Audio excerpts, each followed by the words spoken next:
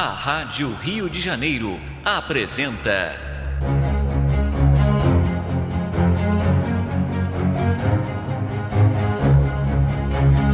a atualidade da mensagem de Chico Xavier.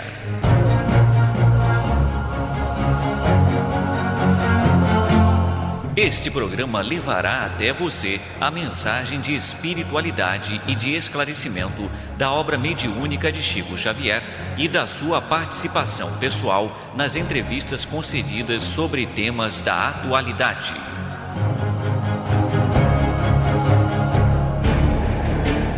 O nosso programa de hoje relembrará o tema Experiência do Espírito, abordado por Francisco Cândido Xavier e por Emmanuel durante o ano de 1940.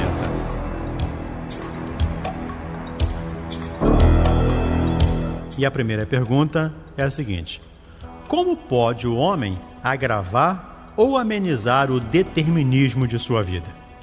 Responde Emmanuel através de Chico Xavier. A determinação divina na sagrada lei universal é sempre a do bem e da felicidade para todas as criaturas. No lar humano, não vedes um pai amoroso e ativo, com um largo programa de trabalho pela ventura dos filhos? E cada filho, cessado o esforço da educação na infância, na preparação para a vida, não deveria ser um colaborador fiel da generosa providência paterna pelo bem de toda a comunidade familiar? Entretanto, a maioria dos pais humanos deixa a terra sem ser compreendida, apesar de todo o esforço despendido na educação dos filhos. Nessa imagem muito frágil em comparação com a paternidade divina, temos uma símile da situação.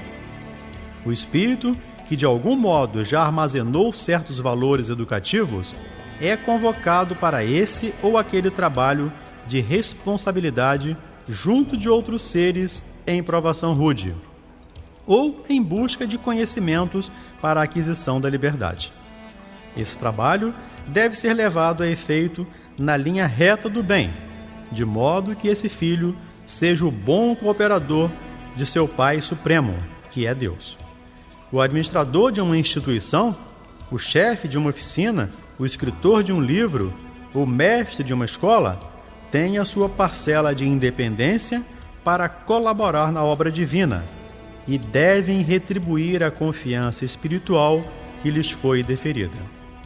Os que se educam e conquistam direitos naturais inerentes à personalidade deixam de obedecer, de modo absoluto, no determinismo da evolução, porquanto estarão aptos a cooperar no serviço das ordenações, podendo criar as circunstâncias para a marcha ascensional de seus subordinados ou irmãos em humanidade, no mecanismo de responsabilidade da consciência esclarecida.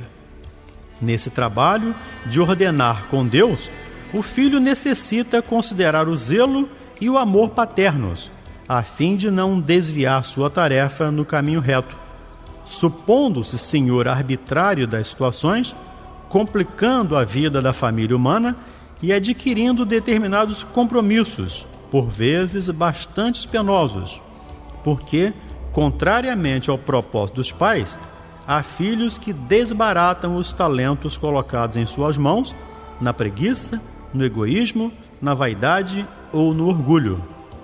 Daí a necessidade de concluirmos com a apologia da humanidade, salientando que o homem que atingiu certa parcela de liberdade está retribuindo a confiança do Senhor, sempre que age com a sua vontade misericordiosa e sábia, reconhecendo que o seu esforço individual vale muito, não por ele, mas pelo amor de Deus, que o protege e ilumina na edificação de sua obra imortal.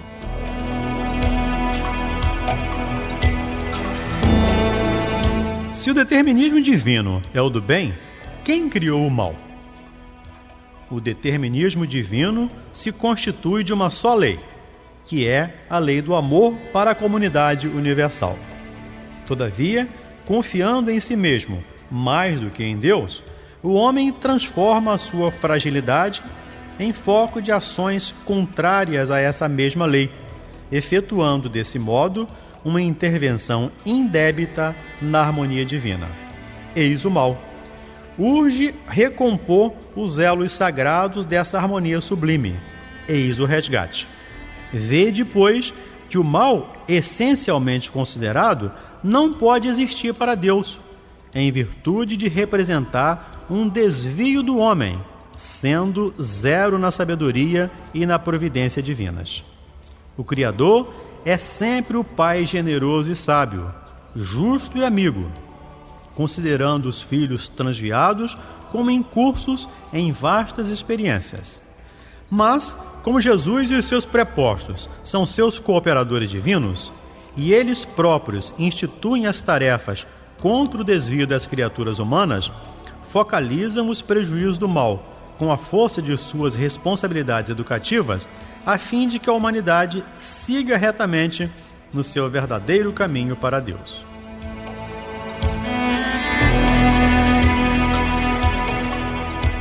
Existem seres agindo na Terra sob determinação absoluta? Os animais e os homens quase selvagens nos dão uma ideia dos seres que agem no planeta sob determinação absoluta. E essas criaturas servem para estabelecer a realidade triste da mentalidade do mundo, ainda distante da fórmula do amor, com que o homem deve ser o legítimo cooperador de Deus, ordenando com a sua sabedoria paternal. Sem saber amar os racionais e os irmãos mais ignorantes, colocados sob sua imediata proteção, os homens mais educados da terra exterminam os primeiros para a sua alimentação e escravizam os segundos para objeto de explorações grosseiras, com exceções de modo a mobilizá-los a serviço do seu egoísmo e de sua ambição. O homem educado deve exercer vigilância sobre o seu grau de liberdade? Responde Emmanuel. É sobre a independência própria que a criatura humana precisa exercer a vigilância maior. Quando o homem educado se permite examinar a conduta de outrem de modo leviano ou inconveniente, é sinal de que a sua vigilância padece desastrosa deficiência, porquanto a liberdade de alguém termina sempre onde começa uma outra liberdade, e cada qual responderá por si um dia junto à verdade divina. Em se tratando das questões do determinismo, qualquer ser racional pode estar sujeito a erros? Todo ser racional está sujeito a erros, mas a ele não se encontra obrigado. Em plano de provações e de experiências, como a Terra, o erro deve ser sempre levado à conta dessas mesmas experiências, tão logo seja reconhecido pelo seu autor direto ou indireto, tratando-se de aproveitar os seus resultados em idênticas circunstâncias da vida, sendo louvável que as criaturas abdiquem a repetição dos experimentos em favor do seu próprio bem no curso infinito do tempo. Muita paz e até o nosso próximo programa. A Rádio Rio de Janeiro apresentou